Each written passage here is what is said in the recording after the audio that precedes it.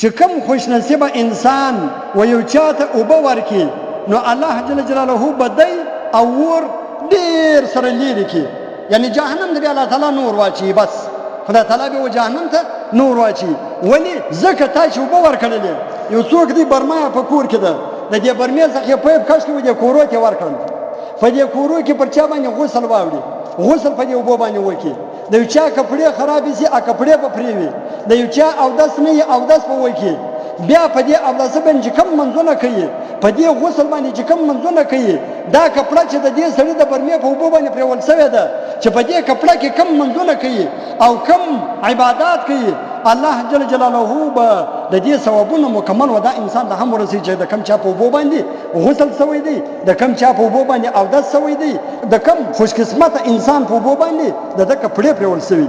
الله جل جلاله به د پرمنځ کې مکمل دی ورسره شریک دی، به مکمل ورسره شریکی. نو په دې وجه باندې به د جهنم ډیر سره لیري. لکه اوس ګوره دغه درې اجر غفور اکا خدای تعالی دې احسان سره وکړي، الله تعالی دې جنت الفردوس نصیب کړي. دغه درې واکه اجر غفور وسره وړي دې فرض کا اوغه دې څوک اله کیږي پر دې باندې چې هر څوک سجده لګي د په قبر کې ثواب روان، چې هر څوک په دې مسجد کې پر دې درې باندې سجده لګي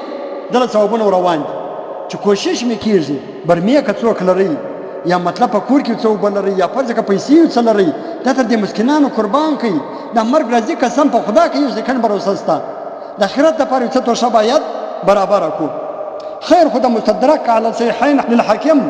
په یو روایت کې راځي چې کم خوش قسمت انسان و چاته اوبه ورکي نو الله جل جلاله بدای ور ډیر سره لیري کی. لکه نبی علیه الصلاۃ والسلام فرمایي من اطعم اخاه خبزا حتى يشبعه وسقاه ماء حتى يرويه،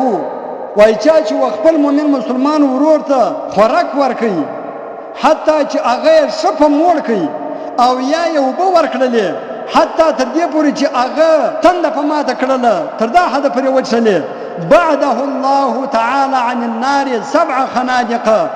بعد ما بين خندقين مسيره 500 سنه. نو الله جل جلاله به داسې خوش قسمت انسان د جهنم د اور څخه وخندق لري کی وخندق به ویلې کی چې د هر دوه خندقو په مابین کې د 1500 کالو په اندازه باندې مسافت او لیروالی دي. لکه یو آس چې په سپیډ باندې 1500 کال رواني د یو خندق سره بل خندق پرې دومره مسافه ده او دی و خندق سره لیري چې د دوه خندقو په مابین کې دومره لار ده چې 1500 کال یو تیز آس رواني، نو د دې و خندقو په مابین کې به څومره لاري. یعنی د دې حدیث دا معنیږي چې په دا رقم انسان باندې د جهنم ور حرام ده، بس دا جنتی دي چې دا رقم وکي په دې وبو او په پیسو په خپل مال او دولت کې بخل نه وکي، سخا وکي.